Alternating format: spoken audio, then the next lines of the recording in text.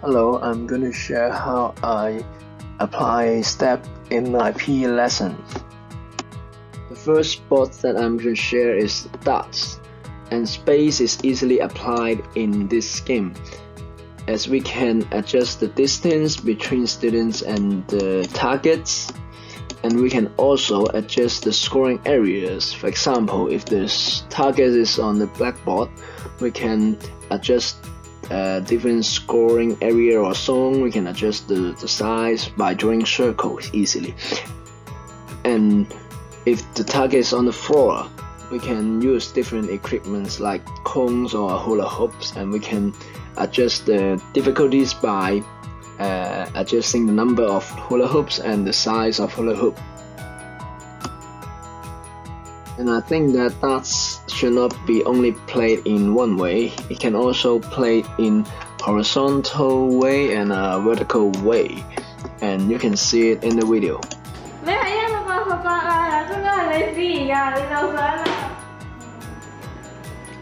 This is a normal one, and students can also play in a vertical way. And I'm encourage them to raise their arm up to the shoulder level, so that they can keep active and increase their range of motion too. Okay, and here is another student who can play it sitting, while sitting.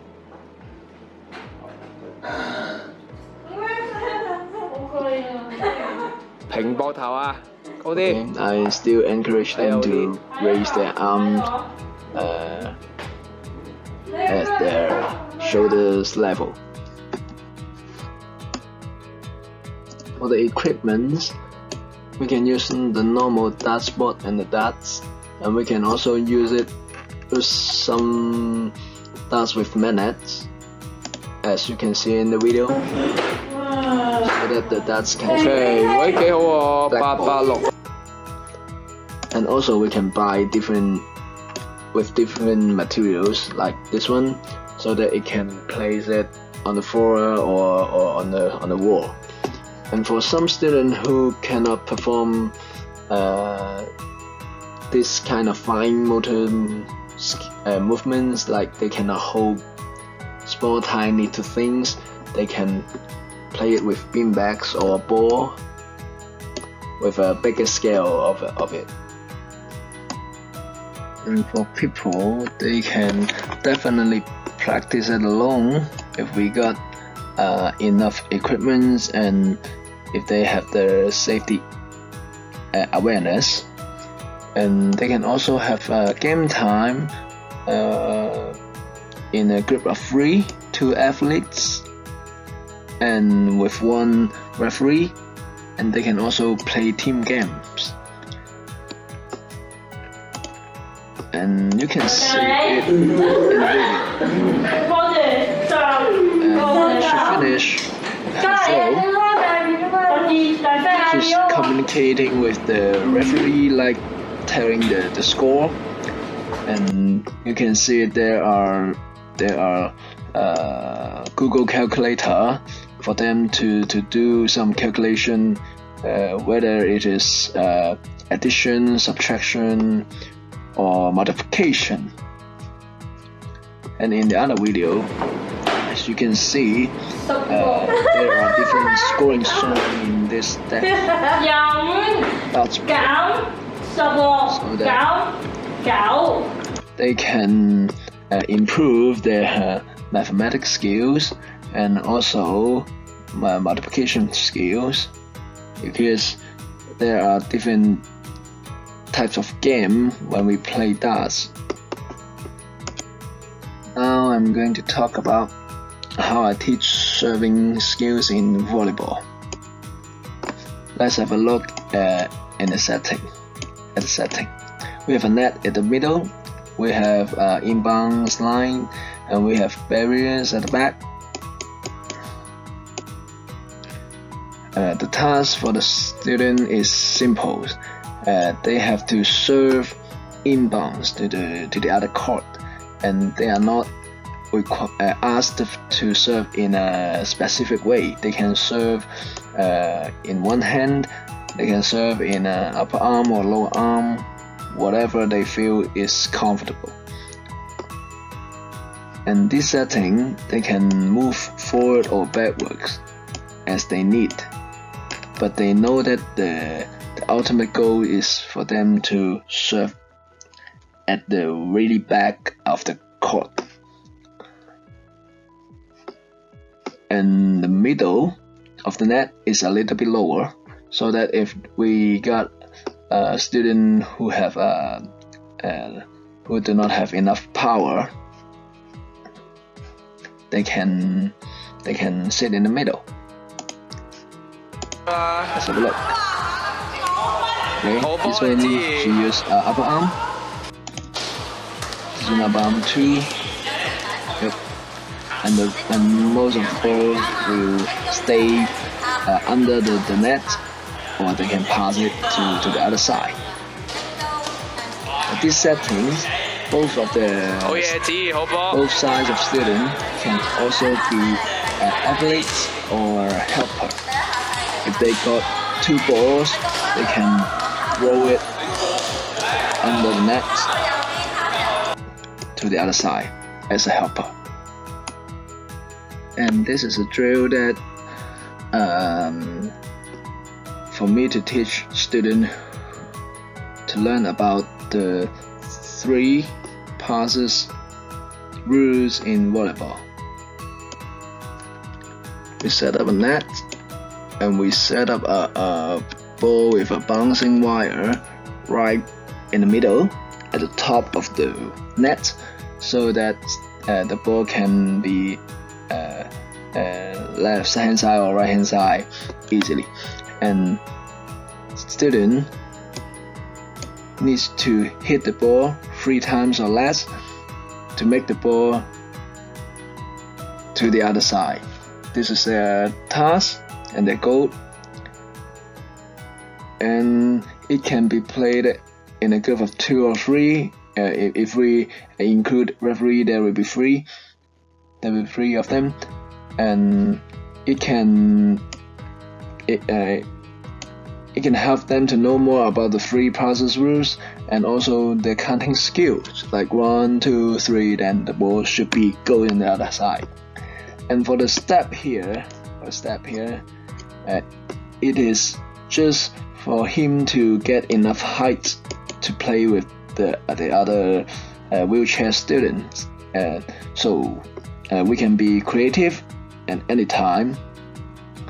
And for this one, we can also attach some sound device to the ball so that we can help this visual impairment students. And for the next time, I will buy some more bigger hands to help them to hit the ball more easily. And this is a simple drill that for students to practice their lower arm pass. The student between student is not that far, and they will make circles so that the ball will not pass through them easily, and they can catch it, hold it, and pass it. Do it in a simple way. And we can use balloon if most of the students cannot react it, so that when we use a balloon, it can slow down. It will be much more slower. And students can be teammates or facilitator because they are in the same team, and they're in the same team, and they can have a match between each other, like passing them the more time they wins, etc. This is a blocking drill that I've tried before. It can practice students mainly blocking skills and a little bit underarms passing skills. And there is a mat here, there's a net here, and there's a blocker who who put on his or her knees on the mat and straight up his or her arm high in the air and try his or her best to block the ball. And there can be a single thrower, can be the teacher, or can be the rest of the student who line up and perform as a thrower. They threw the ball just right above the net, and the target is to make the ball get on the mat. And there is a height limit here, and it can help the thrower to it can help the blocker to experience the blocking skills in volleyball. And now I'm going to share about squash. And this is a student who with a visual implement, so that for the ball I will choose the ball like this one, which is big enough, sharp enough, and light enough for him, which you can find it for the kids playing in the playground. And for the bat, it is better to be shorter, lighter, and if we can find a bigger bat which can be light, which is good. And for the task that he's going to perform is like balancing.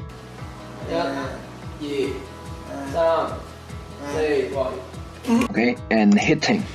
And for the hitting, I will give him some cue like ready, 1, 2, 3, to get him ready. And for the other student in this class, I would teach them step by step. Like I throw it, and I use the bat to play with him, and I play with him using this board as the wall.